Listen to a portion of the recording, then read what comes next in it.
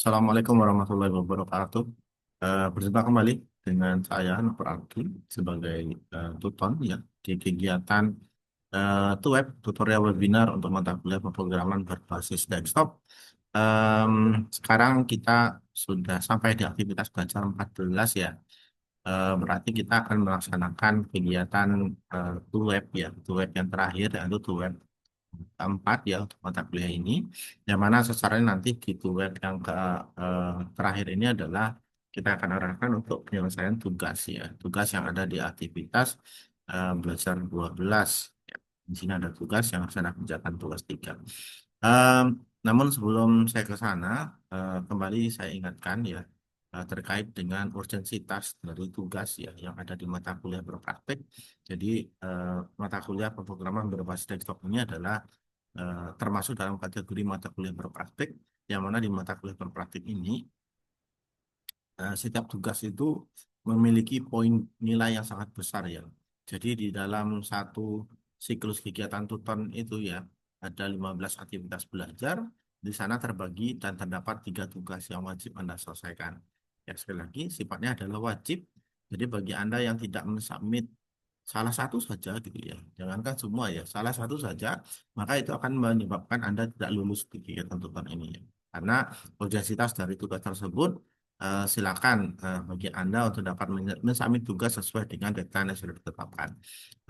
Terakhir saya cek untuk deadline-nya sepertinya sudah di extend ya beberapa itu, apa namanya, Anda bisa lihat untuk deadline-nya kalau semenjak kita tuh web yang sekarang ini itu sekitar 1 pekan lagi lebih kurang ya untuk kegiatan untuk bisa mensubmit tugas-tugas yang ada di uh, tuton mata kuliah di apa namanya pemrograman berbasis desktop ini.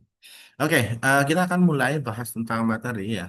Terakhir kemarin di web 3 kita sudah bahas sampai di aktivitas belajar 9 ya. Di sini kita bahas tentang konsep abstraksi dan interface. Ini sudah kita bahas dengan detail. Nah, sekarang kita masuk bahasan kita ke aktivitas belajar 10 ya. Nanti kita akan selesaikan sampai ke aktivitas belajar 15 gitu. Oke, di aktivitas belajar 10 apa sih yang akan kita bahas di sini ya? Di aktivitas belajar 10 ini, kita masih akan membahas salah satu pilar di dalam pemrograman berbasis objek atau object oriented programming, yang mana abstraksi itu adalah salah satu pilar juga ya. Ada 4 pilar utama ya. Kalau bicara tentang OOP, OOP itu dibangun di atas fondasi kelas dan objek. Selain dari itu juga ada 4 pilarnya ya. Abstraksi, nah, kawan ada interface ya. Kemudian ada inheritance atau pewarisan. Kemudian ada encapsulation ya, atau pembungkusan gitu ya. Yang keempat itu ada polymorphism ya. Nah, empat-empatnya ini akan kita bahas di kegiatan web ini. Nah, sekarang kita mulai dari em, inheritance dulu. Inheritance itu apa sih? Kenapa kok urgent dibahas kayak gitu ya? Oke, inheritance itu adalah konsep di mana program itu dapat menurunkan properti dan juga metodenya ke kelas lain. Konsepnya seperti itu. Jadi kita bisa menurunkan properti dan metode. Ingat di pembahasan kita di web sebelumnya tentang apa itu kelas dan objek gitu ya. Jadi objek itu adalah sesuatu yang dilahirkan dari kelas ya. Ada dalam satu kasus kita butuh kelasnya itu, kelasnya mirip sebenarnya ya. Jadi kita tidak butuh buat kelas baru sebenarnya. Kita bisa turunkan dari kelas yang sudah ada atau existing yang ada sebelumnya. Tujuannya untuk apa? Tujuannya adalah untuk apa namanya, efisiensi sebenarnya ya. Jadi kita tidak perlu mengalokasikan memori baru untuk membuat kelas baru. Nah, sementara misalnya dalam satu kelas itu terdapat metode dan juga atribut yang sama yang kira-kira akan kita pakai di kelas yang akan kita buat baru berikut ya tersebut gitu ya. Nah, berarti kita bisa buat anak dari kelas yang akan kita turunkan dari sana gitu ya. Misalnya ada kelas induk, di sana ada atribut nama dan usia misalnya gitu ya. Nah, terus ada metodenya bergerak misalnya. Kemudian kita buat nih kelas anaknya yang menurunkan dari kelas induk. Berarti nanti kita bisa pakai semua atribut dan juga metode yang ada di kelas induknya ya, selama sifatnya tidak private. Berarti kita bahas sebagian enkapsulasi. Jadi pemanfaatan fitur kode reuse ya. Jadi pada kata kuncinya ya, key point-nya adalah untuk kode reuse ya. Jadi untuk menghindari duplikasi program dan juga untuk efisiensi sebenarnya. Oke. Nah, terus apa keuntungan kita menggunakan interface? Oh, ada banyak sekali keuntungan menggunakan interface ya. Yang pertama itu subclass menyediakan set of behavior spesifik yang membedakan dengan superclass. Em, ini nanti konsepnya akan kita bahas lebih detail di bagian polymorphism ya. Ada beberapa metode yang diturunkan ke kelas anaknya, tapi diimplementasikan dengan cara yang berbeda. Nah, pada prinsipnya, ketika kita buatkan suatu kelas, kita inherit dari kelas induknya, kita bisa gunakan semua resource yang dipunyai oleh kelas induk, tanpa perlu kita buat baru lagi di kelas anak ya. Jadi reuse kodenya jadi reusable ya, bisa digunakan kembali seperti itu. Oke, lanjut. Nah, di dalam inheritance ada beberapa istilah yang akan sering digunakan ya. Pertama adalah extend. Ini adalah istilah yang digunakan untuk mendefinisikan bahwa kelas ini adalah anak dari si kelas itu gitu ya. Jadi menggambarkan dia adalah extensnya ya atau anaknya gitu ya. Kemudian ada superclass. Superclass ini superclass dan juga ada subclass ya. Superclass ini digunakan untuk menyatakan kelas induk ya atau yang menjadi hierarki paling tinggi di atas si kelas yang diturunkan. Yang diturunkan apa namanya? Ya, namanya subclass. Jadi superclassnya adalah kelas induk, subclass adalah kelas anak ya. Kemudian ada juga kata super. Nah, super ini keyword yang digunakan untuk memanggil konstruktor dari superclass atau menjadi variabel yang mengacu pada superclass. Kemudian ada metode overriding. Ini pernah kita bahas, kita singgung di web sebelumnya ya. Ini mendefinisikan kembali metode yang sama, baik nama metode maupun signature atau parameter di dalam subclassnya ya. Tapi bisa diimplementasi dengan cara yang berbeda. Kemudian ada metode overloading. Ini apa namanya mendefinisikan metode yang memiliki nama sama tapi signaturnya berbeda. Jadi namanya bisa sama tapi parameternya berbeda. Perbedaannya dari sisi parameter. Itu beda overloading sama overriding. Nanti kita lihat contoh program yang seperti apa ya. Oke, nah di dalam inheritance overriding itu berbeda dengan overloading ya. Perbedaannya terlihat dari mana? Overriding itu digunakan untuk memberikan implementasi spesifik pada metode yang sudah tersedia pada superclass.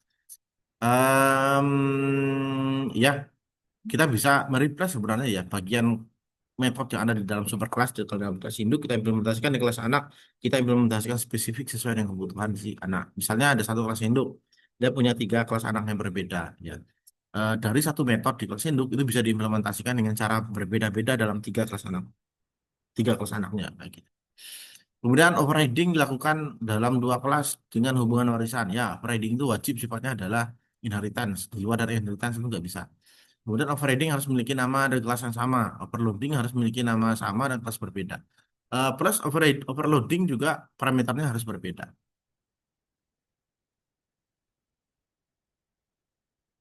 Ini bentuk dari pembuatan inheritance. Misalnya di sini ada kelas pegawai gitu ya. Kemudian di sini ada atribut public string nama, public string gaji. Ya. Kemudian di bawah dibuatkan kelas manager extend pegawai. Ya. Nah, kalau ini kelasnya terpisah ya. Kalau kelasnya terpisah, berarti walaupun di sini juga ada variabel nama dan gaji, di bawah juga ada variabel nama yang dan gaji karena masih butuh itu di variabelnya gitu ya. Nah, alih-alih dengan buat seperti ini jadi boros ya. Reusable-nya itu nggak ada karena setiap kita mendefinisikan satu variabel, berarti kita mengalokasikan memori untuk buat variabel ini kan sama nih nama dan gaji. Maka kita bisa gunakan dengan cara seperti ini yang di samping ya. Jadi kita buat kelas manager, dia itu extend dari kelas pegawai. Dia adalah anak dari si kelas pegawai yang di sini. Berarti dengan menyatakan dia anak dari kelas pegawai, maka dia dapat menggunakan semua atribut yang ada di kelas induknya selama itu sifatnya adalah public dan juga protected. Nah, nanti kita bahas bagian itu di enkapsulasi. Nah, berarti di sini dia tinggal mendefinisikan variabel apa yang tidak dipunya oleh ibunya, gitu ya. Ternyata ibunya cuma punya nama dan gaji. Sementara dia masih butuh departemen, ya sudah, satu departemen saja yang ditambahkan. Sementara nama dan gaji tetap dipanggil dari atas ya. Perbedaannya dengan di sini apa? Di sini tetap didefinisikan semua. Ya. Kita nggak bisa pakai yang dari kelas induknya. Itu beda inheritance dan juga keuntungan pakai inheritance sih. Kemudian inheritance itu ada beberapa jenis ya. Ada namanya single inheritance, artinya dari satu kelas induk diturunkan ke satu kelas anak. Itu namanya single inheritance atau yang tadi. Ada juga multi level inheritance. Ya. Maksudnya seperti apa? Kelas induk diturunkan jadi satu kelas anak, turunkan lagi. Ibaratnya jadi apa ya cucunya ya, atau dari satu kelas induk ya, turunkan ke tiga kelas anak yang berbeda. Gitu. Ini juga bisa ya. Kemudian sebenarnya ada beberapa jenis lagi ya selain dari ini ya, untuk inheritance itu sendiri. Ada yang misalnya dia diturunkan dari kelas yang sini gitu ya. Misalnya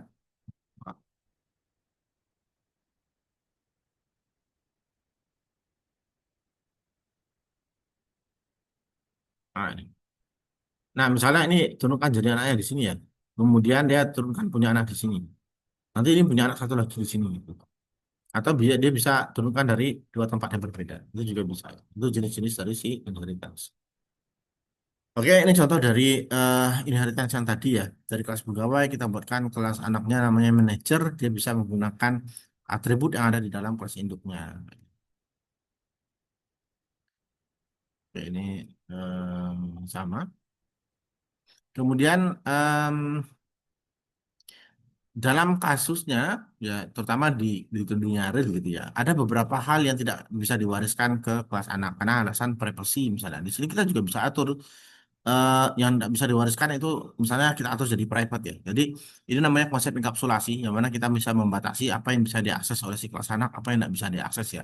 By defaultnya itu ada dia public ya. Kalau tidak didefinisikan di depannya apa, dia jadi public. Selain dari itu ada namanya protected. Protected kalau public itu bisa diakses bahkan bukan kelas anaknya sendiri, itu bisa ya. Kita berkana objek dari kelas tersebut itu kita bisa pakai atribut yang ada di atasnya. Tapi yang protected itu wajib jadi keturunannya ya. Jadi anaknya baru dia bisa mengakses yang ada di dalam kelas induknya atributnya. Kemudian yang terakhir adalah private. Private ini tidak bisa diakses ya dari kelas anaknya. Tapi ada cara untuk mengakses yang tipenya private ya dengan menggunakan setter atau dengan menggunakan getter. Ya, ini. Oke, ini bentuk modifiernya ya. Ada private, protected, dan public ya. Default ini lebih kurang sama dengan public ya ini. Oke, kemudian modifier. Ada atribut name, method, chain name. Eh, ya, untuk modifier misalnya yang tidak dibuat ya by default dia jadi public ini bisa diakses dimanapun. Misalnya string name ini jadi public ini. Ya, jadi walaupun tidak dibuat di depannya public ya dia otomatis jadi public.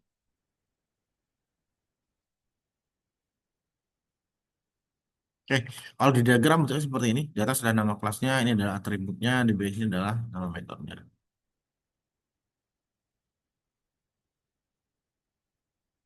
Oke, kemudian, nah ini adalah setter dan getter ya. Setter dan getter itu salah satu cara yang digunakan untuk bisa mengakses atribut ataupun metode yang ada di dalam kelas induk ya, ataupun di kelas dirinya gitu ya.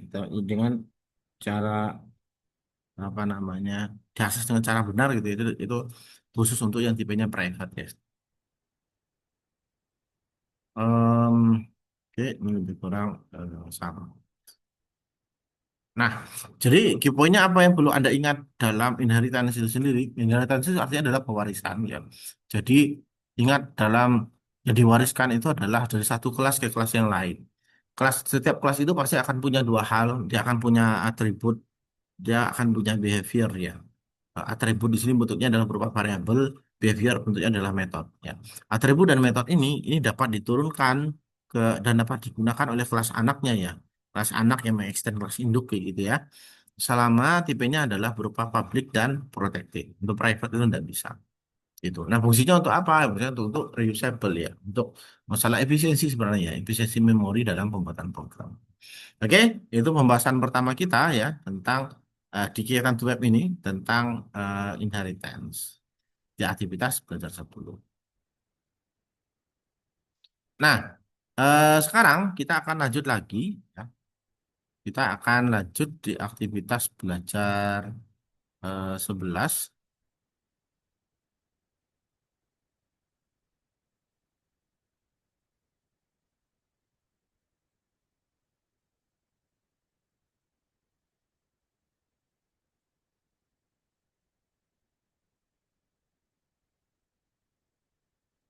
Nah, di aktivitas belajar 11 kita akan bahas tuntas tentang enkapsulasi yang sudah saya mention tadi ya, tentang enkapsulasi. Artinya adalah pembungkusan kayak gitu.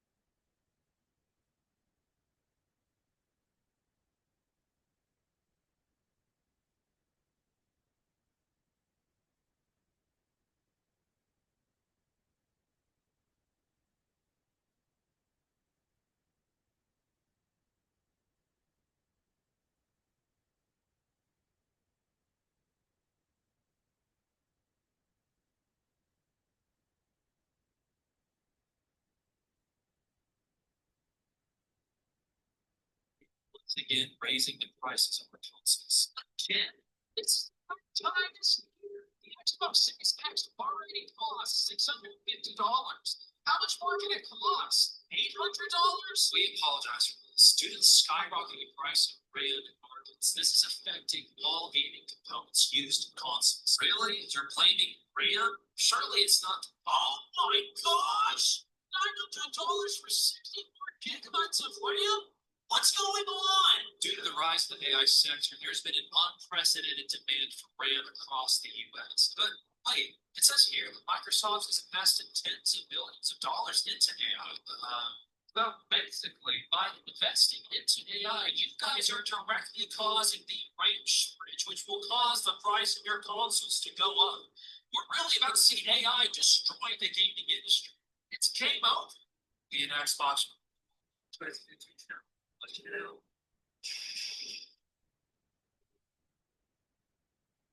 Okay, look now. All that why did they change it?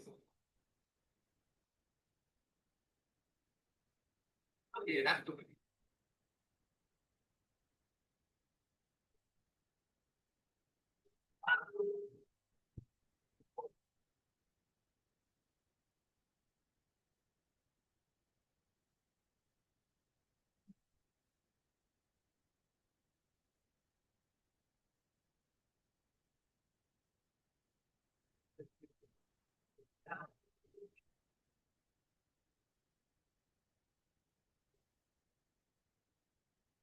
Hey, look now.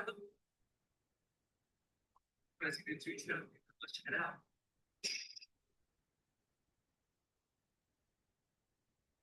Hey, look now. Oh man, that makes me so good. Why did they change it? Yeah, that's the way.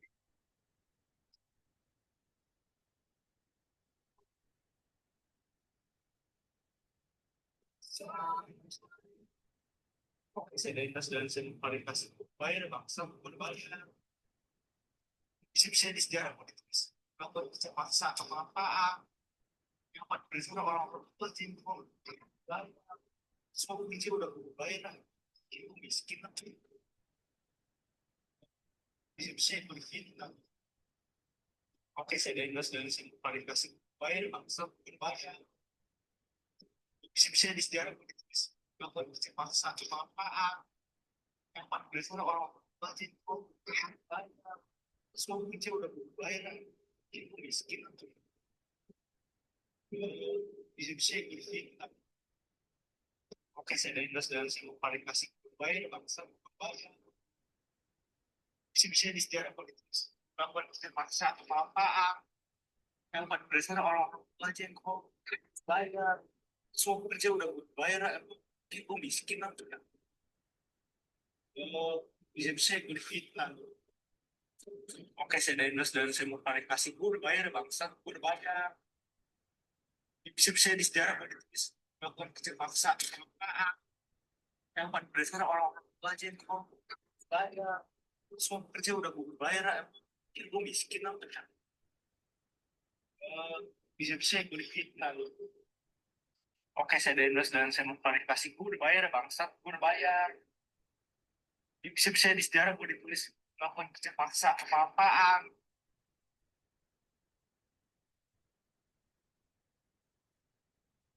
Oke, nah di aktivitas belajar 11 di sini kita akan bahas tentang konsep enkapsulasi. Nah, enkapsulasi itu apa? Enkapsulasi itu adalah menyembunyikan data dengan membungkus. Ingat kata enkapsulasi itu kalau kita kerja di kapsul gitu ya. Kapsul itu apa? Membungkus obat ya. Kenapa kok dibungkus obatnya? Supaya tidak tercemar dari lingkungan luar, supaya tidak bisa komponen-komponen asing mengakses isi dari konten si kapsul yang tadi. Nah, lebih kurang ini sama ya. Jadi enkapsulasi di sini tujuannya adalah untuk membungkus. Apanya yang dibungkus? Ada tiga hal, bisa kelas, bisa metode, dan juga bisa atribut atau variabel. Ya, tujuannya untuk apa? Sekali lagi, tujuannya untuk keamanan, biar tidak semua kelas ataupun objek bisa mengakses yang dienkapsulasikan tersebut. Ya. Nah, secara modifier ya, enkapsulasi itu modifiernya ada tiga bentuk. Ya ini sudah saya sebutkan juga tadi ya. Yang pertama by defaultnya adalah public. Public dalam artian ini bisa diakses dari manapun ya, tanpa perlu jadi anak kelasnya ataupun dari kelas berbeda bebas ya bisa diakses. Tapi dengan cara dibuatkan objek dari kelas tersebut. Yang kedua namanya adalah protected. Protected ini spesifik ya, hanya bisa diakses oleh dirinya sendiri dan juga turunan langsung dari dirinya ya. Jadi cuma dirinya sendiri dan juga inheritance-nya ya, yang diwariskan dari dia. Kemudian yang private ini hanya bisa diakses oleh dirinya sendiri. Jadi itu tiga bentuk dari modifier dari si enkapsulasi. Oke. Oke, nah terus untuk aksesnya bagaimana? Nah di dalam pemrograman Java ataupun yang lain ya yang menggunakan OOP, metode setter dan getter ini adalah cara yang digunakan untuk mengakses objek yang ataupun kelas yang sudah diberi atribut private ya. Tujuan untuk apa? Sebenarnya untuk keamanan, sekali lagi untuk keamanan ya. Kemudian apa namanya dengan cara setter dan getter kita bisa buat kelas itu jadi read only ataupun write only ya. Jadi bisa diatur demikian sehingga dari sisi sekuritasnya jadi lebih baik. Kemudian dia juga fleksibel ya. Jadi programmer itu dapat mengganti sebagian dari kode tanpa harus takut berdampak pada kode yang lain. Ini contoh dari metode setter dan getter. Nah, di sini kita bisa lihat bahwa ini ada kelas user ya. Kemudian yang dienkapsulasikan adalah atributnya. Ya, ada private string lagi, username dan juga password ya. Ini private ya, private. Untuk mengakses yang private kita menggunakan apa namanya metode setter dan getter. Setter itu apa? Setter itu adalah untuk ngeset ya. Getter getter itu adalah untuk ngambil nilainya. Pertama itu dibuat metode set string username. Kita akan ngeset isi username yang private yang tadi. Di username ada username ini. Kemudian di sini kita bisa get si username-nya dengan menggunakan metode getter ya atau get username. Nanti di return nilainya berupa si username kayak gitu. Sama seperti password juga seperti itu dengan menggunakan setter dan juga dengan menggunakan getter. Nah, setelah membuat metode setter dan getter, kita bisa mengakses menggunakannya seperti menggunakan metode biasa. Ini tinggal dipakai selayaknya Anda menggunakan metode biasa. Ya, tinggal dibuatlah objek dari kelas yang akan dibuat, dia titik get username, dia get password gitu ya, untuk mendapatkan nilainya. Kenapa sih dibuat seperti ini? Saya kira jadi malah lebih rumit gitu ya. Eh, Bukan lebih rumit sebenarnya ya, tapi ini untuk alasan keamanan ya, untuk mengakses hal-hal ataupun atribut ataupun metode sifatnya adalah private. Kemudian kita juga bisa menggunakan fungsi this pada Java ya untuk mengisi variabel. Ini juga udah tadi ya. This username dan username ini untuk mengisi variabel username. This password adalah password ini untuk mengisi variabel password.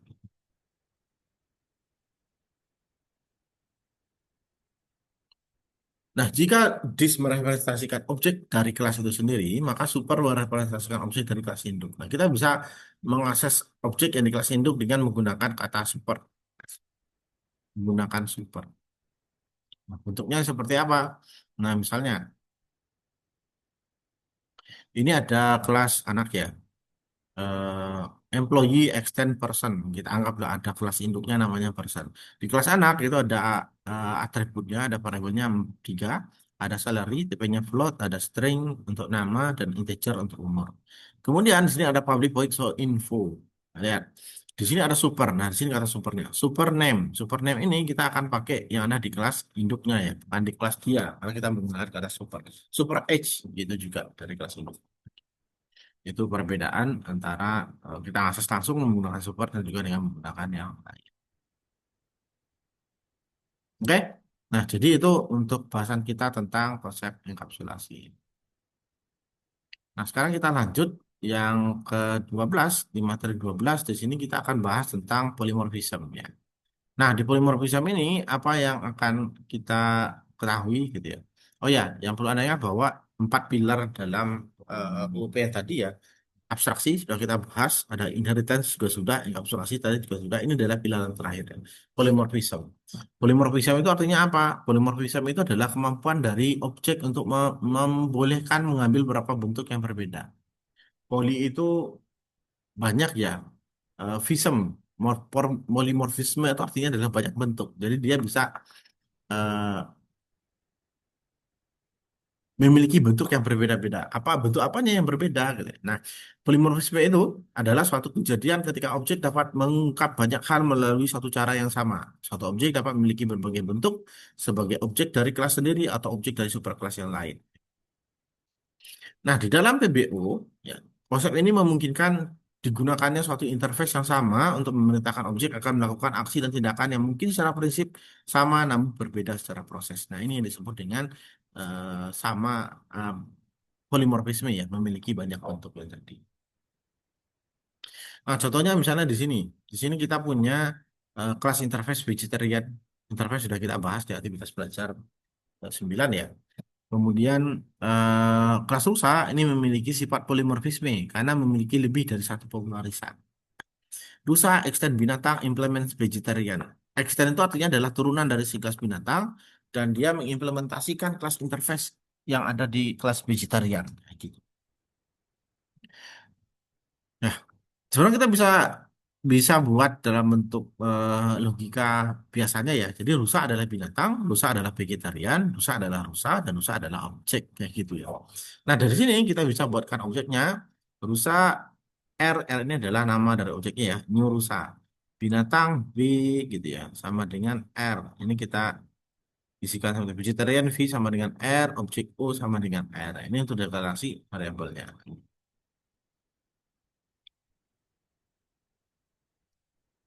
Nah, kalau polimorfisme spesifik di dalam Java itu seperti apa? Ini adalah kemampuan sebuah variabel referensi untuk mengubah behavior sesuai dengan contoh objek yang dia pegang. Hal ini memungkinkan beberapa objek dari subkelas yang berbeda diperlakukan sebagai objek dari kelas tunggal. Sementara secara otomatis memiliki metode yang tepat untuk ditetapkan pada objek tertentu berdasarkan pada subkelas yang dimiliki. Nah, ada kalanya di dalam suatu, ambil contoh misalnya di interface yang tadi ya. Interface itu dia ibaratnya cuma menyediakan apa yang bisa dilakukan di kelas ini gitu ya, tanpa mendetailkan secara spesifik bagaimana diimplementasikan. Lebih detail bagaimana cara mengimplementasikannya itu diimplementasikan di kelas anaknya ya, bukan kelas anak ya. Kelas yang implementornya. Nah, bisa jadi dalam satu kelas interface tersebut diimplementkan di tiga kelas yang berbeda. Masing-masing kelas itu akan memiliki bentuk implementasi yang berbeda-beda. Ini disebut dengan polymorphisme. Nah, apa keuntungan dari polymorphisme? Kita dapat menggunakan kelas-kelas eh, yang kita buat sebagai superkelas dan membuat kelas baru berdasarkan superkelas tersebut dengan karakteristik yang lebih khusus behavior umum yang dimiliki oleh superkelas. Ya, kemudian Anda dapat membuat superkelas yang hanya mendefinisikan behavior namun tidak memberikan implementasi dari metode-metode yang sama. Kemudian menghindari duplikasi objek ya. Jadi kita dapat menciptakan kelas baru dari kelas yang sudah ada sehingga tidak perlu menuliskan kode dari nol ataupun mengulangnya. Namun tetap bisa menambahkan atribut atau metode unik dari kelas itu sendiri. Kayak gitu. Nah, polimorfisme itu terbagi dalam dua bentuk. Yang pertama adalah static polymorphism atau trivial, merupakan function overloading. Ingat overloading tadi itu apa? Overloading itu adalah suatu metode yang diimplementasikan dengan nama yang sama tetapi parameternya berbeda. Ya, jadi nama sama tapi parameternya berbeda-beda. Itu metode overload. Kemudian ada dynamic polymorphism. Ya, ini merupakan function overriding. Nah, di mana kelas turunan memiliki nama, return type, argumen, function yang sama dengan fungsi dalam kelas induk. Syarat override itu adalah nama metode, return type, dan parameternya harus sama. Ya, jika tidak sama, maka bukan dianggap override, tetapi metode baru pada subclass. Jadi apa namanya metodenya namanya harus sama. Pada override method diharuskan menggunakan inheritance agar dapat digunakan pada tiap-tiap kelas. Kemudian syarat access modifier. Bila suatu metode tidak dapat diturunkan, maka metode tersebut tidak dapat di overriding. Iya, tentu saja ya. Karena saat mengoverriding itu kita menggunakan metode yang ada di dalam kelas induk. Kalau metodenya tidak bisa diturunkan, misalnya metodenya adalah private, bagaimana cara kita mengoverride-nya? Iya, kayak gitu ya. Ini adalah contohnya. Misalnya eh, ini ada kelas manusia, di dalamnya ada void makan, void hidup, void bergerak, ada kelas karyawan, extend manusia. Ini adalah kelas karyawan yang diturunkan dari kelas manusia. Di sini dia override metode makan. Di sini Anda lihat nih, ya. Nama metodenya sama, sama-sama makan, tapi diimplementasikan dengan cara yang berbeda. Di sini isinya manusia makan, di sini isinya karyawan makan. Ini namanya metode overriding. Ya, yang tidur juga di override, ini juga di override bergerak. Kemudian ada kelas siswa, dia juga mengextend kelas manusia. Ya, berarti dia juga bisa menggunakan metode yang ada di dalam kelas induknya, tapi diimplementasikan dengan cara yang berbeda, di override lagi. Di sini isinya siswa makan. Kalau di kelas karyawan, karyawan yang makan. Kelas manusia, manusia yang makan. Berarti satu metode ya dalam kelas induk bisa diimplementasikan dengan cara yang berbeda, tapi nama metodenya tetap sama. Ini namanya metode overriding. Overriding. Ini adalah dynamic polymorphism ya. Contoh dari dynamic polymorphism.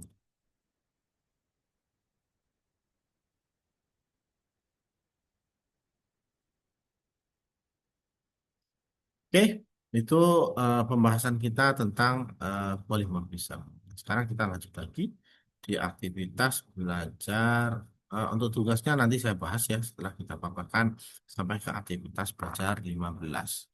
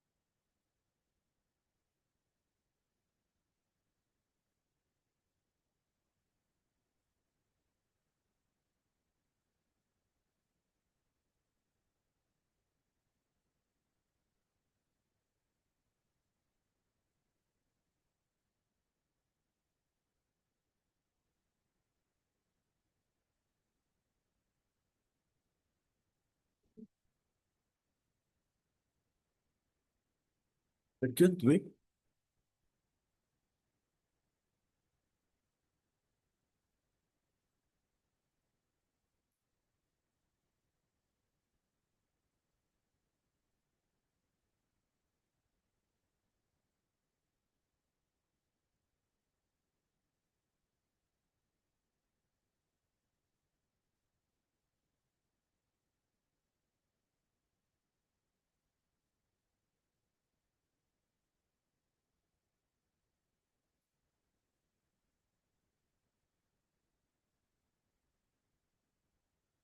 Ah, sudah rekam gitu ya pula.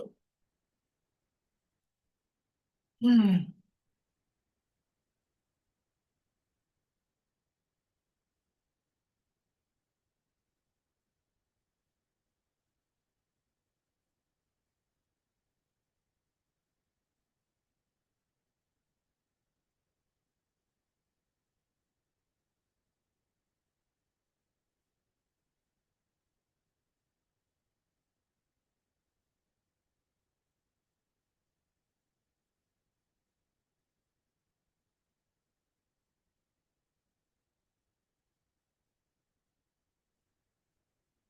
Good week. Ma,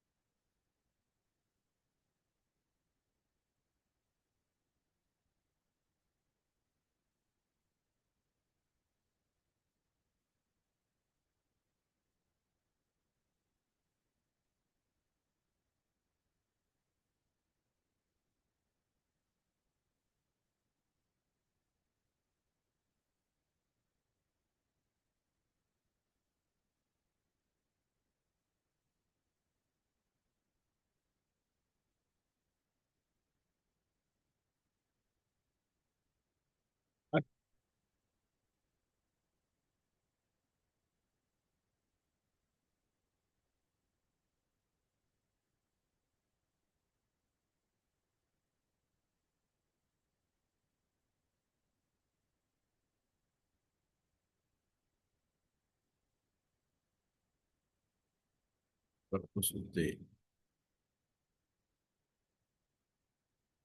Apa sih?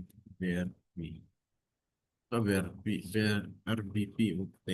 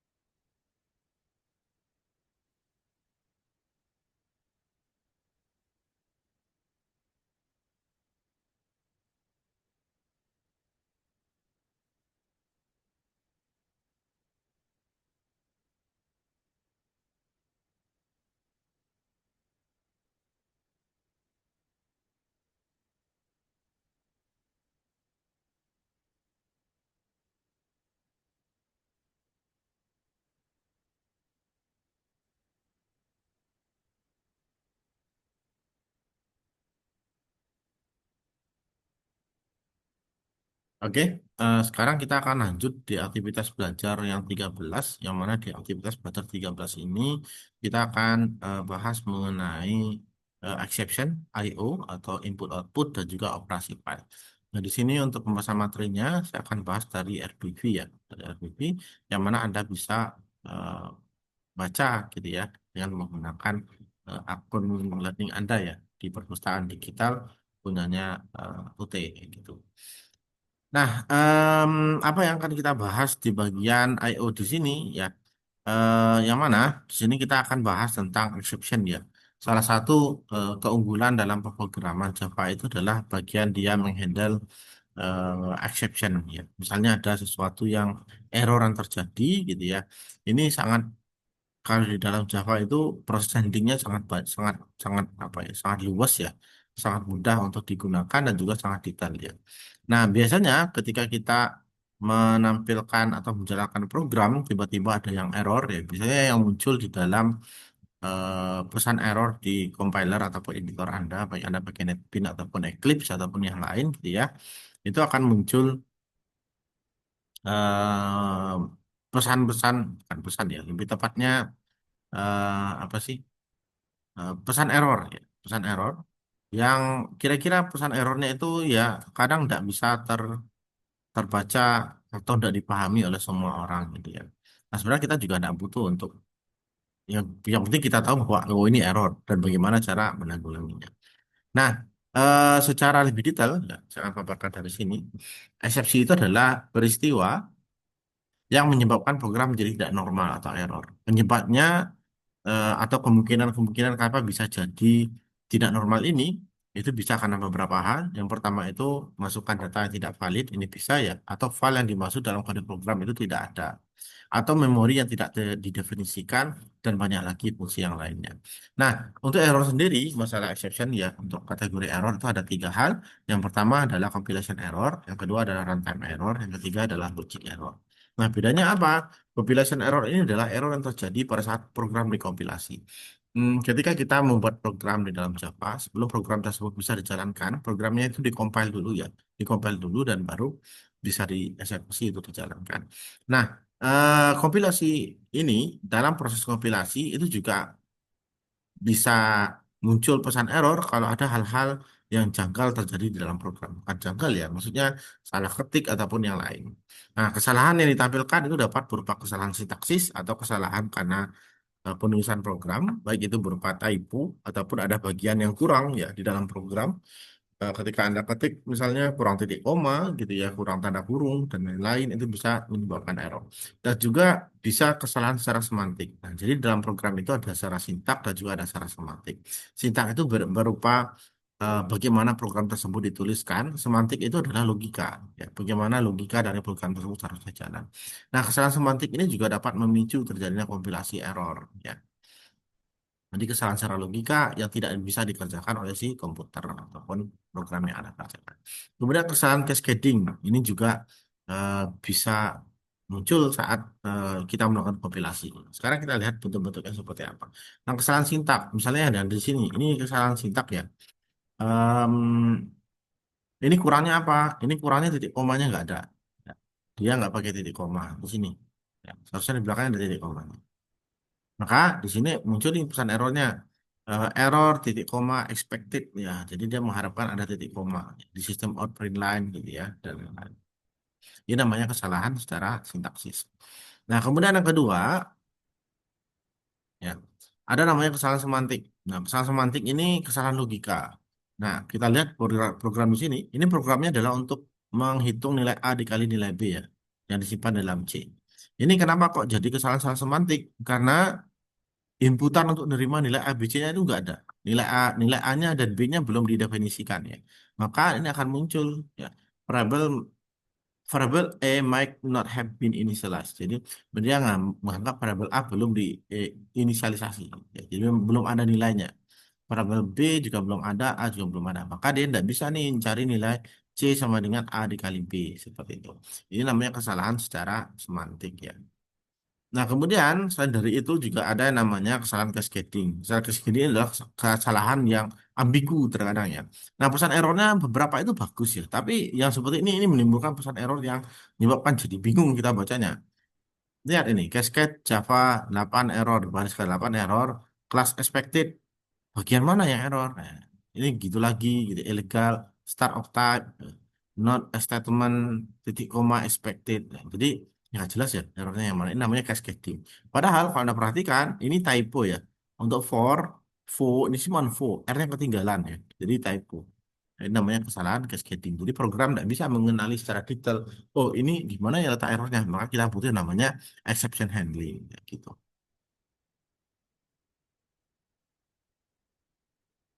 Oke. Itu dari compilation error ya. Kemudian eh, runtime error. Runtime error adalah kesalahan yang tidak ditampilkan pada saat mengkompilasi program. Ketika program dikompil, hasilnya bagus-bagus saja, ya, tidak ada yang salah, tidak ada yang janggal yang terjadi. Namun ketika programnya apa namanya dioperasikan, baru muncul errornya, ya. Baru kelihatan, oh ada error ternyata. Gitu.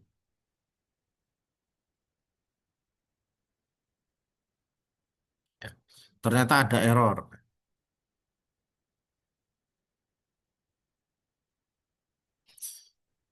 Nah,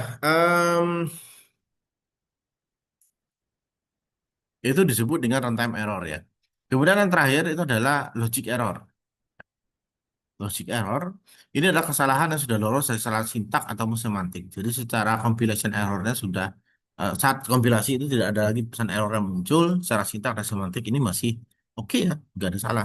Kemudian program berhasil dikompil, dikompilasinya berhasil. Pada saat runtime juga tidak ditemukan. Ketika program yang dioperasikan itu nggak ada yang salah. Pada keluaran tidak sesuai dengan yang diinginkan. Nah, namun keluarannya itu tidak sesuai dengan yang diinginkan. Misalnya operasi A sama dengan 2 tambah 2. Harusnya keluarnya adalah 4 ya untuk nilai A-nya. Akan tetapi keluarnya bukan 4. Ini disebut dengan logic error ya. Nah, Java punya cara tersendiri dalam menjebak kesalahan dalam program. Caranya dengan menggunakan try catch ya. Jadi ada try catch yang biasa, ada try catch bersarang, ada try catch banyak, ada try catch finally ya. Ini adalah bentuk-bentuk try catch yang ada di dalam Java. Nah, ini sintak dari try catch. Jadi bagian try ini adalah blok kode yang akan dicoba jalankan gitu ya. Kemudian exception I ini adalah error ya. Blok kode untuk menghandle errornya. Ya. Misalnya ada apa namanya mencurigai, oh bagian ini mungkin error nih. Jadi Anda taruh di bagian sini try-nya ya. Kalau nanti ketika memang benar-benar error, maka di bagian ini yang akan menghandle errornya. Apa yang akan terjadi di sini?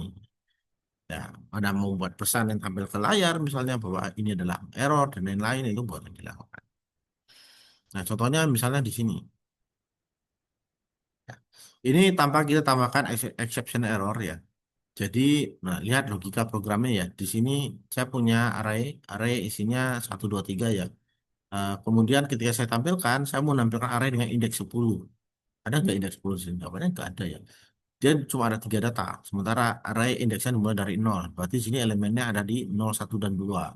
Sementara di bawah saya tampilkan 10. Ini error. Nah, ketika Anda jalankan, maka akan muncul seperti ini. Exception in thread main Java long array out of index exception out of bound exception. Jadi arahnya terlalu jauh dipanggil. Nah, daripada nampilkan dengan cara seperti ini, kita bisa nampilkan dengan menggunakan try catch yang tadi ya. Kita try bagian ini akan kita coba jalan karena ini yang kita ragu bahwa ini mungkin akan error.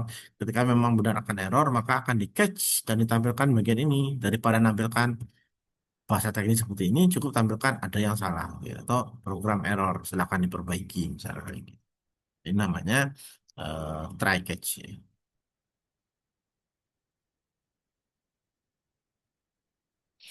Nah, selain dari try catch yang satu tadi, ya ada juga namanya try catch bersarang. Pada dasarnya sama dengan try catch pada umumnya, cuma perbedaannya adalah dalam try catch bersarang, ya, try catch bersarang dalam try catch bersarang try catch yang lain. Jadi dalam try catch ada try catch lagi. Nah, itu namanya try catch yang bersarang. Kemudian ada juga namanya try catch banyak. Jadi try-nya ini bagian program mau dijalankan, tapi catch-nya ada banyak. Ini juga bisa dilakukan. Ini catch untuk tipe X variable exception, ini tipe Y-nya, ini untuk Z-nya gitu ya. Ini juga bisa dilakukan kalau Anda ingin buat catch-nya lebih dari satu. Ini contoh dari try catch yang banyak ya. Nah, perhatikan. Lihat di sini saya punya eh, apa namanya? Ini errornya di mana sih? Pembagian ya. 10 dibagi 0. 10 dibagi 0 ini jadinya tidak terhingga ya. Kita bilangan Anda bagikan dengan 0 tidak bisa. 10 bagi satu satu ya. Kalau 10 bagi 0 gimana gitu. Maka di sini kita coba try kan 10 bagi 0 di sini ya. Kemudian kita catch errornya ada banyak nih. Ya. Ini kalau dalam prosesnya ada dua ya. Satu adalah untuk menampilkan isi array. Ini arraynya cuma sampai indeks 2 loh. Sebentar sih kita panggil indeks yang 3 sama seperti yang tadi ya.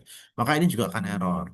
Ini satu yang lain lagi, ini juga akan munculkan error. Nah, karena ada dua hal yang jalan di sini, maka kita bisa catch dua hal ya. Yang pertama itu untuk yang array out of bound exception I yang tadi, yang kedua untuk catch arithmetic exception ya, untuk bagian aritmatika yang pembagian. Jadi dia akan menampilkan dua pesan yang berbeda di exception array index out of bound exception. Ada indeks array yang melampaui batas gitu.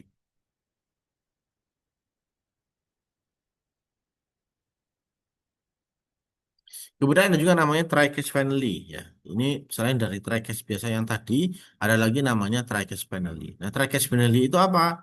Try catch finally itu adalah bentar.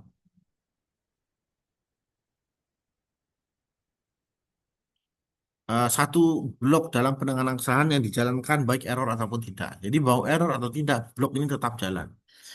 Kalau terkait yang tadi, dia mentry bagian yang kemungkinan akan error ya. Nanti ketika memang muncul error, maka bagian exception I-nya yang akan jalan.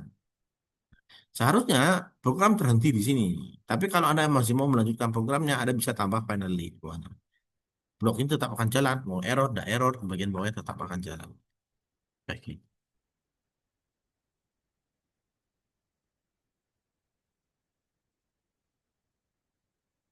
Kemudian ada statement throw ya. Ini untuk penanganan kesalahan ya. Ini digunakan untuk menjebak kesalahan yang dibuat sendiri.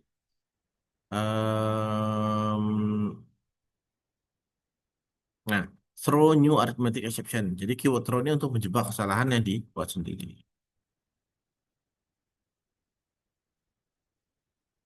Nah, throw ini dapat digabung dalam blok try catch yang tadi ya. Jadi throw new arithmetic exception catch ya. Ini di try di atasnya ya. Kemudian ya, pokoknya untuk manggil metode check number. Itu. Nah, itu pembahasan kita mengenai exception handling ya yang ada di dalam Java. Sekarang saya akan kembali ke apa namanya ke RB tadi. Oke, mohon maaf. Jadi di sini kita akan bahas mengenai modul yang 8 yang tadi ya.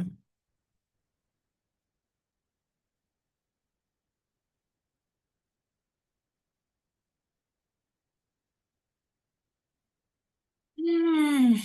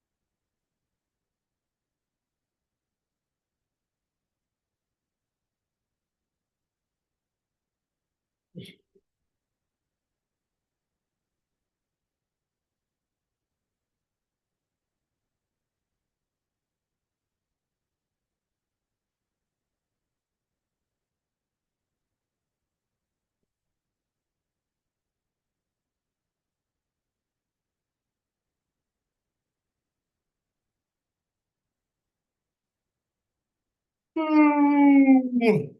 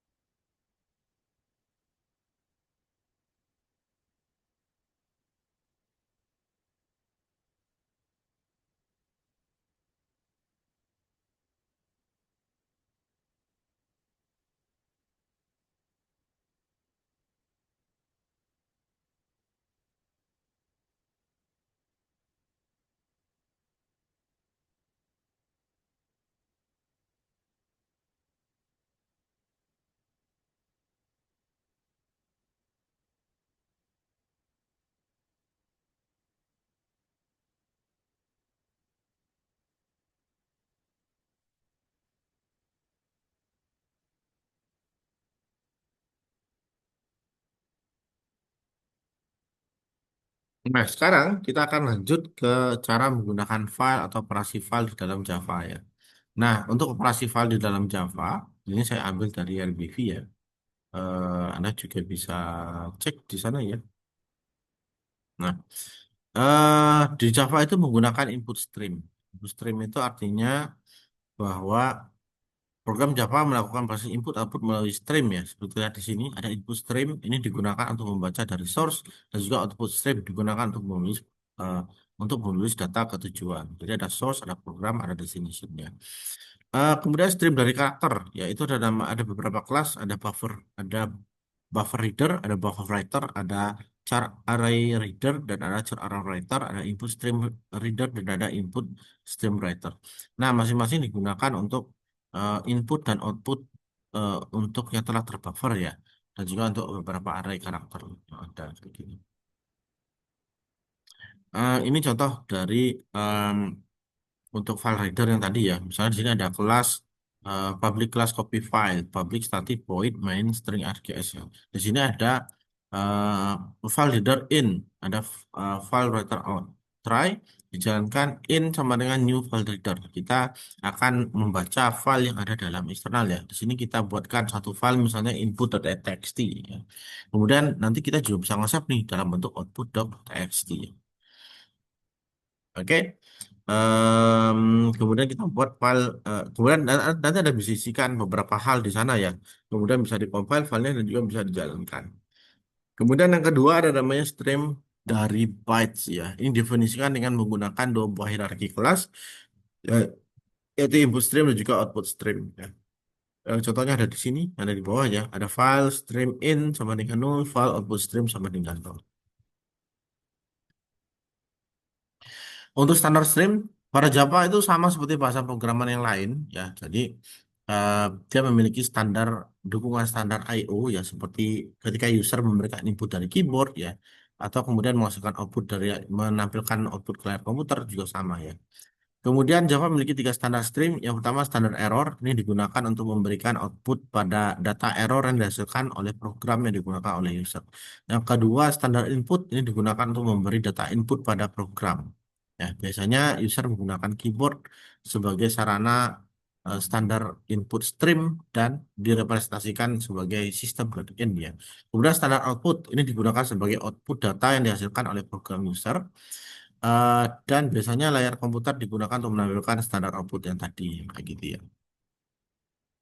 Nah, kemudian untuk menuliskan file. Nah, bagaimana untuk menuliskan file em, di dalam Java? Nah, berikut adalah hierarki penanganan input ya di dalam Java. Di sini Anda bisa lihat sebenarnya ya, ada beberapa hal. Dari objek, ada dari input stream, ada juga output stream. Di input stream ini menggunakan file input stream, ada bit array input stream, ada filter input stream, dan juga ada objek input stream. Di output stream juga sama ya, ada file output, bit array output, filter output, dan juga objek output. Nah, untuk di file input stream, di sini pakai buffer input stream dan juga data input stream. Ya, untuk nampilkan ke layar kalau versi standarnya sistem out print line memang di dalam Java. Untuk outputnya ya, untuk inputnya itu membaca dari keyboard itu juga terhitung sebagai input kayak gitu. Oke, itu untuk apa namanya yang ada di dalam Java ya. Kemudian yang perlu Anda ketahui juga ini terkait dengan direktori pada Java ya. Jadi direktori adalah file ya yang dapat berisi daftar file dan juga direktori ya. Kita menggunakan file objek untuk membuat direktori file daftar file ke daftar ke file yang tersedia di direktori. Kemudian membuat direktori. Ada dua file utility method ya yang bisa digunakan untuk membuat direktori. Yang pertama adalah mkdir dan juga mkdirs. Ini hampir sama dengan yang ada di command prompt. Kalau Anda pernah ngoding di command line ya, itu sama. Lebih kurang sama untuk prinsip yang digunakan. Gitu. Oke, di sini ada latihannya. Oke ya, itu untuk modul yang 8 dan juga jadi aktivitas belajar 13. Kemudian aktivitas belajar 14 yang terakhir ini adalah untuk membuat aplikasi ya. Di sini itu kita bahas tentang bagian GUI. Ya, GUI. di modul 9 ya. Ini juga ada di aktivitas belajar 14 dan juga di 15 yang perlu Anda lihat. Nah, apa itu GUI? GUI adalah Graphical User Interface ya, yang mana dalam membuat tampilan front end dari si pemrograman berbasis desktop ya. Kalau di NetBeans itu tampilan GUI-nya lumayan bagus ya, cukup bagus. Walaupun beberapa masih banyak yang ketinggalan dari sisi teknologi tentunya ya. Ada yang menggunakan Java Swing dan juga ada yang menggunakan Java AWT. Nanti kita lihat lebih detail di sana. Di sini kita akan bahas tentang komponen-komponen dari GUI. Kita akan menjelaskan fungsi-fungsi pendukung dari GUI dan juga kelebihan dan kekurangan GUI. Nah, kita juga akan buat rancangan GUI dan juga tentang database-nya tentunya ya. Nanti kita lihat sampai di mana bisa dibahas ya. Nah, Graphical User Interface atau disingkat dengan GUI merupakan desain aplikasi secara tampilan visual. Selain dengan tampilan visual, di NetBeans itu Anda juga bisa ngoding fully menggunakan coding ya. Tapi itu ya sedikit waste of time ya karena codingannya banyak sekarang untuk membuat satu tampilan panel gitu ya. Maka kita bisa gunakan GUI ini ya. Em,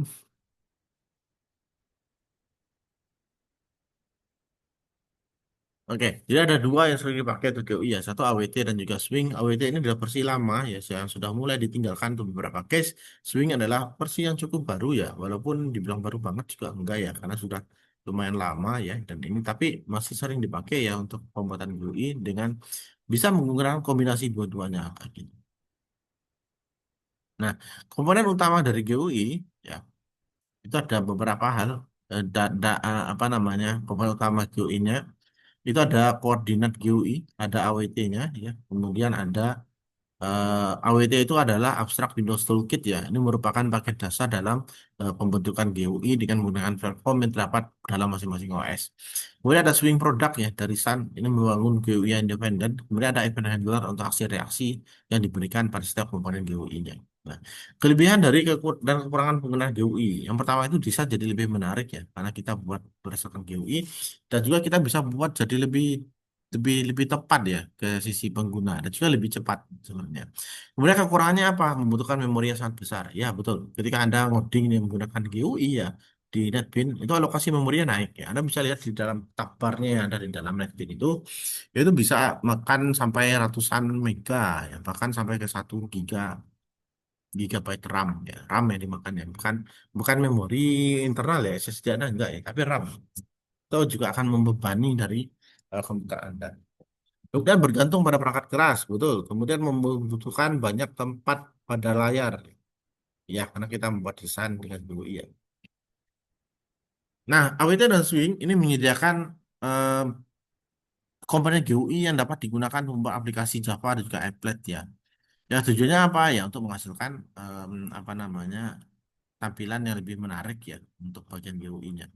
Terdapat perbedaan antara AWT dan Swing, di mana komponen AWT menggunakan native coding ya. Kalau AWT menggunakan coding, sedangkan keseluruhan Swing itu ditulis dalam bahasa pemrograman Java. Baik AWT maupun Swing itu menyediakan implementasi platform independen yang mampu membuat aplikasi yang dikembangkan dengan platform berbeda, dapat memiliki tampilan dan juga look dan feel yang sama. Ya, komponen AWT dapat digunakan bersama-sama dengan komponen Swing, jadi dapat kita gunakan secara berkesinambungan gitu ya. Karena Swing API dibangun dari beberapa API yang mengimplementasikan beberapa jenis dari si AWT.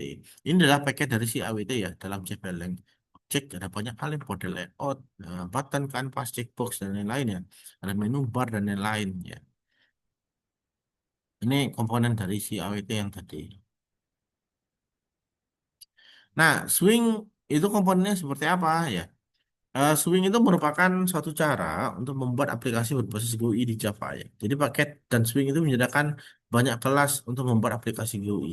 Pada prinsipnya Swing ini lebih baru dibandingkan dengan AWT ya, karena ada beberapa komponen di AWT itu enggak kan kan nggak bisa dipakai ya, masih bisa dipakai tapi sudah ketinggalan kayak gitu ya. Maka kita bisa gunakan Swing. Tapi bukan berarti AWT tidak ada dipakai, masih bisa dipakai ya. Eh, Pada prinsipnya ya silakan dikombinasikan. Nah, komponen Swing itu biasanya di depannya itu menggunakan J di depannya ya. Misalnya ada J applet, J option pane gitu ya.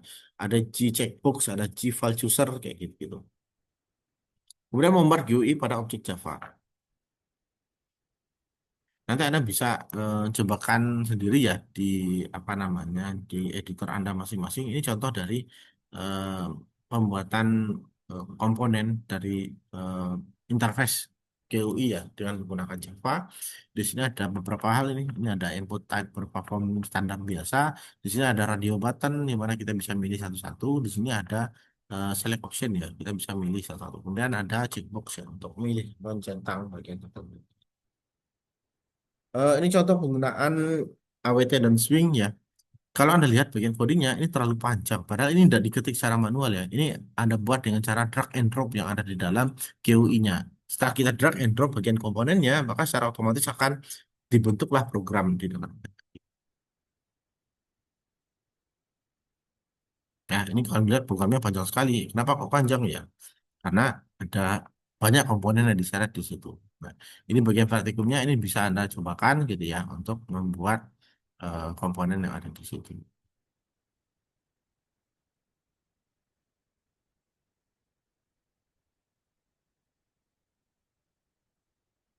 Kemudian ada database ya. Ini juga penting saya sampaikan karena dalam apa namanya membuat program dengan GUI biasanya kita akan banyak mengelola data ya. Dan kalau bicara tentang mengelola data, misalnya untuk menyimpan data, menampilkan data yang punya form itu, kita bicara dengan menggunakan database. Kita harus punya database ya.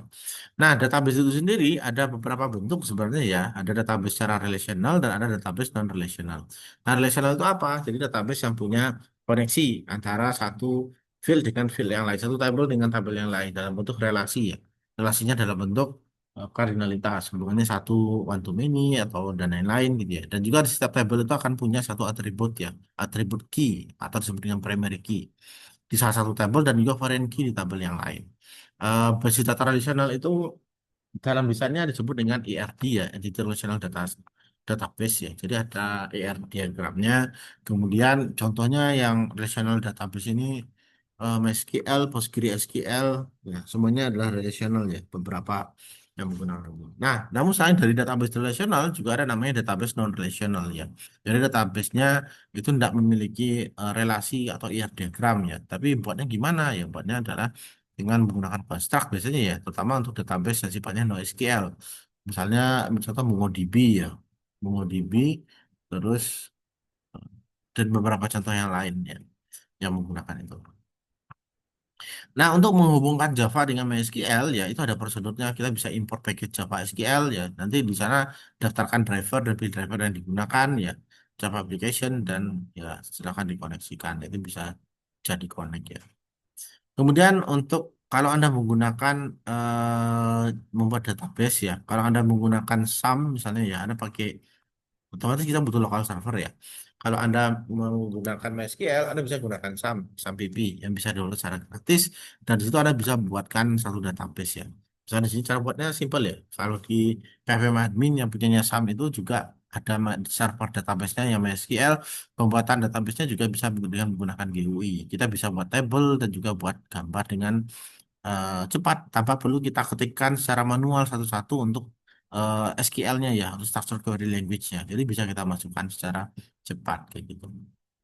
Kemudian untuk koneksinya itu pakai MySQL JDBC driver ya. Em,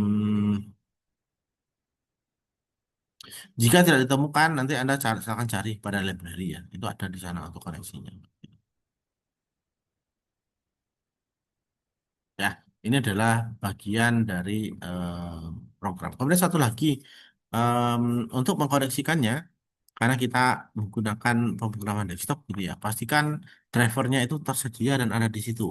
Kalau nggak tersedia, yang Anda cari di bagian Add Library. Di sana itu pasti ada MySQL JDBC driver yang ada di sana.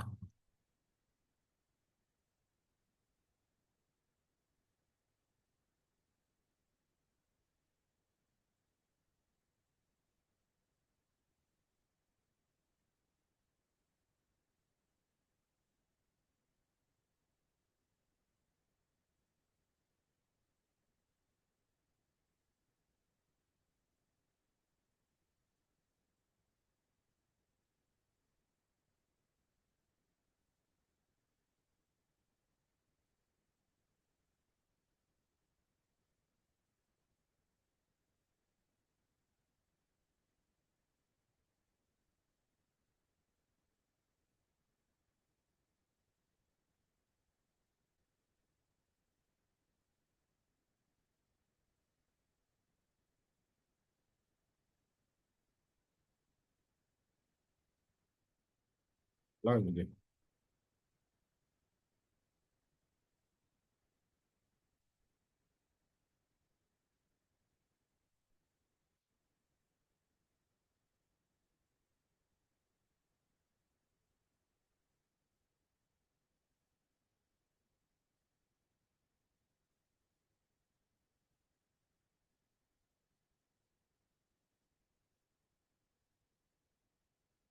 Dan untuk jenis database-nya, ya silakan Anda sesuaikan ya. Kalau misalnya menggunakan MySQL, Anda pakai com MySQL JDBC driver. Kalau menggunakan Oracle, Oracle JDBC driver. Kalau DB2, com IBM DB2. Kalau Sybase, menggunakan com Sybase JDBC dan lain. Ini menyesuaikan dengan versi dari database yang Anda pakai ya. Apa namanya DBMS-nya. Tapi di sini saya sarankan Anda menggunakan MySQL saja ya, karena masih berupa hal-hal di MySQL itu lebih mudah digunakan sebenarnya dibandingkan dengan yang lain. Dan terlebih dia juga gratis. Kemudian juga untuk membuat CRUD, nah ini harus Anda praktekkan secara mandiri ya, yang ada di dalam apa namanya modul ini. Silakan Anda baca-baca kembali nanti bagaimana cara menambahkan data dan lain-lain di dalam Java Swing dan AWT ya untuk tampilan apa namanya program yang dibuat gitu.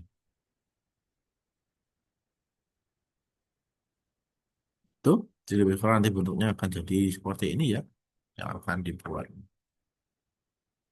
Oke, saya rasa itu saja ya untuk kegiatan to web apa namanya di kegiatan to web 4 kita pada kegiatan kali ini. Kemudian di aktivitas belajar 12 itu ada tugas yang harus Anda kerjakan ya. Silakan Anda kerjakan tugas tersebut dan silakan Anda kerjakan sesuai dengan instruksi yang ada di sana ya. Berdasarkan tugas-tugas yang sebelumnya yang sudah saya nilai itu banyak dari Anda ya yang submit tugasnya tidak sesuai dengan ketentuan yang ada. Misalnya di sana itu diminta submitnya video, Anda tidak buat video gitu ya. Ya itu enggak, nanti nilai Anda juga jadi kurang gitu ya karena tidak sesuai dengan rubrik.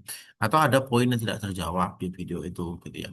Dan kalaupun Anda buat video, jangan buat short video yang Anda buat 1 menit misalnya gitu ya yang Anda jadikan apa sih namanya yang Anda upload di Instagram gitu yang sesort video gitu ya itu jadi kurang sekali ya jadi videonya adalah video penjelasan program bukan cuma nunjukin program dari Anda juga banyak yang bahas seperti itu cuma nunjukin sekilas-sekilas tunjukin udah itu aja 1 menit selesai bukan itu yang dimaksud ya Anda menjelaskan bagaimana cara Anda menyelesaikan case yang ada di dalam tugas yang Anda buat itu dalam bentuk video ya walaupun idealnya ya Anda langsung ketik di situ ya sambil Anda jelaskan kalaupun tidak sempat sambil ngetik di situ ya ya silakan Anda paparkan gitu ya ini bagian dari ini.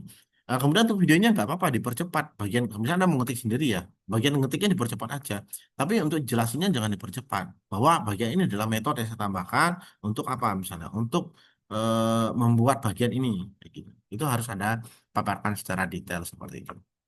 Oke, saya rasa itu saja untuk kegiatan tuh web 4 kita. Sekali lagi silakan Anda kerjakan submit tugasnya on time ya. Jangan sampai telat karena tugas itu poinnya besar sekali ya. Satu aja yang bolong itu nilai Anda bisa gagal di mata kuliah tutor ini. Saya rasa itu aja. Bagi yang belum sempat bergabung tidak perlu khawatir ya. Ini nanti akan saya upload di Learning. Silakan Anda nonton kembali pembahasan saya di sana. Sekian, terima kasih banyak. Saya akhiri. Wassalamualaikum warahmatullahi wabarakatuh.